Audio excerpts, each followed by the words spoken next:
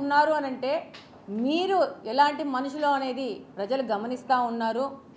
ఇలా మాట్లాడడం వల్ల ఏదో ఆమె వ్యక్తిగత విషయాల గురించి, ఆమె పర్సనల్ విషయాల గురించి ఎగతలుగా మాట్లాడడం వల్ల ఆమెను ఏదో కించపరిచినారని చెప్పేసి మీరు అనుకుంటే అది చాలా తప్పు. మీ యొక్క వ్యక్తిత్వాన్ని ప్రజల ముందు బయటపెడుతున్నారు. అన్నిసార్లు గెలిచి రాజకీయంగా ఉన్న మీ గురించి ప్రజలకు ఒక అభిప్రాయం ఉంటుంది, ఒక పెద్ద మనిషి అనే అభిప్రాయం ఉంటుంది. కానీ ఈరోజు ఒక మహిళ గురించి మాట్లాడడానికి మీ యొక్క గౌరవాన్ని మీరు పోగొట్టుకున్నారు. ఇది మంచిది కాదు.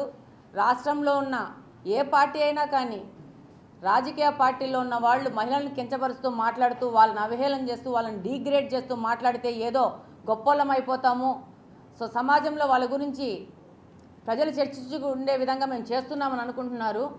కానీ ప్రజలు కూడా మహిళలు కూడా ఎంతో చదువుకొని విజ్ఞానవంతులైపోయి ముందుకొస్తున్నారు.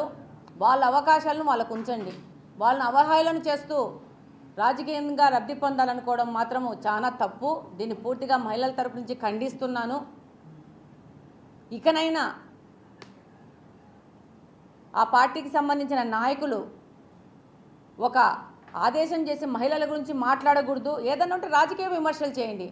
ఇప్పుడు ప్రశాంత్ రెడ్డి గారు కొవ్వూరు ఎమ్మెల్యే, తప్పకుండా ఆమె రాజకీయంగా ఏదైనా తప్పులు చేస్తే దాని మీద విమర్శించండి.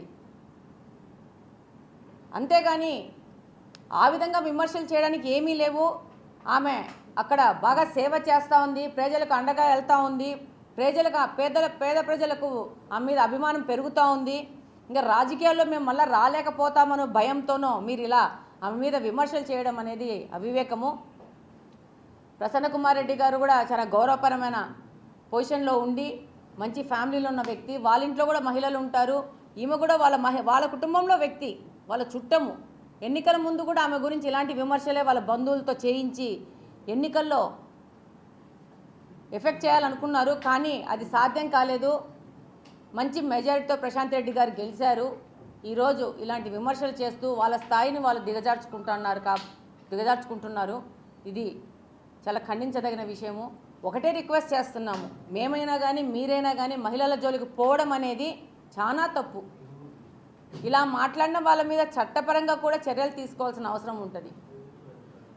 వీళ్ళు 5 సంవత్సరాల అధికారంలో ఉన్నప్పుడు ఏ మహిళల జోలికి పోయినా కూడా ఎవరిపైనా కూడా ఏ విధంగా కేసులు పెట్టి వాళ్ళని లాగి వాళ్ళను అనధికారికంగా అరెస్ట్ చేసి వాళ్ళని కస్టడీలోకి చూసి కొట్టిన సందర్భాలు కూడా ఉన్నాయి.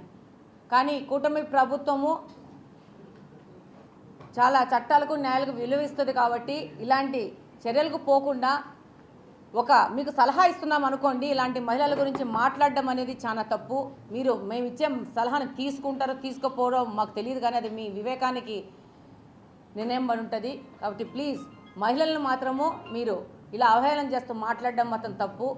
అదే మహిళలు వల్లనే మీరు ఎంతో నష్టపోయే పరిస్థితి వస్తుందని మాత్రం తెలియజేస్తున్నాను. Thank you very much.